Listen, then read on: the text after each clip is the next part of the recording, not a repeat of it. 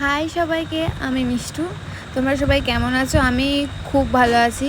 পুজো তো আর চলে এলো, তাই আমি চলে গেছিলাম আমার প্রিয় দিদির কাছে নেল আর্ট করতে। এই নেল আর্ট করাটা না খুবই ধৈর্যের ব্যাপার। যে করছে তার তো ধৈর্য লাগবে, আর যে করাচ্ছে তারও ধৈর্য লাগবে ভাই। তো আমি পুরোটাই দিদির ওপর ছেড়ে দিয়েছিলাম। মানে আমি বলেছিলাম তোমার যা ইচ্ছা, মানে যেরকম তোমার পছন্দ সেরকম করো। দিদি বলছিল যে না তুই কালারটা বল, কালারটা বল। আমি বললাম না, তোমার যেটা ইচ্ছা, তোমার যে কালারটা পছন্দ সে কালারটা তুমি করো। তো দিদির পছন্দর মতন দিদি করে দিয়েছে।